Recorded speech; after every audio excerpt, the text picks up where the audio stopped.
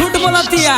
सुनिए नाच मालिक होके ना कंफ्यूज, नाच से पहले इ त पहले बाइयो अराउंड साटा पर साधन इ कर नहीं है। अरे ए डांसर जी साहब जी। अरे डांसर के साथ समियाना में तुम क्या कर रहा था? हम थोड़े थे, ये गजोदरा तो था समियाना में, इतना बुर्बक थोड़ी है। सरे ये तो नोया लाउंसर हमारा नहीं है, सरे ये तो नोया लाउंसर हमारा नहीं है। समियाना में ले जाके मजा मारा नहीं है, समियाना में ले जाके मजा मारा नहीं है।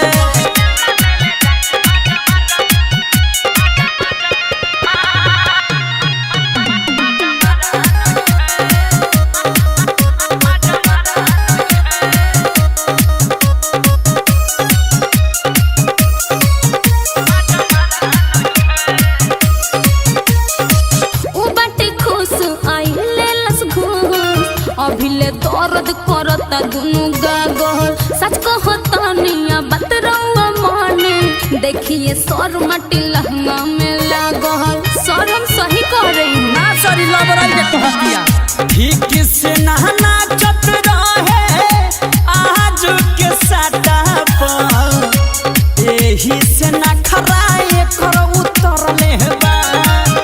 एही में के लइका कवन ढोढ़ी पे करा, सुनी ना ढेला चलवले बा। सरा उहे वाला माटी होवे झारा नहीं है, सरा उहे वाला माटी होवे झारा नहीं है। बताओ तुम्हारे विश्वास पे दिए थे यही सब करता है?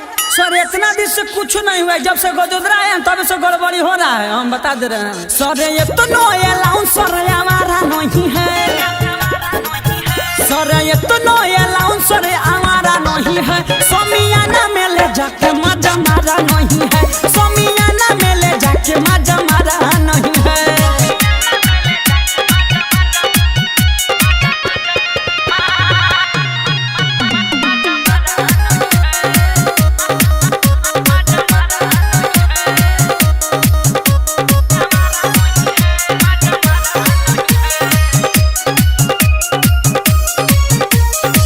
लोहा छुआई क्रिया खियाई इहो बाटे सर एकर अनुसाथ है।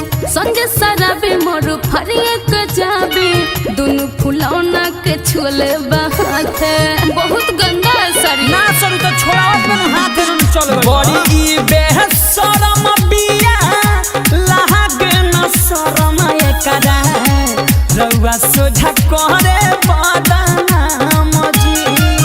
नाचत नाचत गरमी एकर चढ़ल कपार पर, करे दीही एकरा के आराम जी।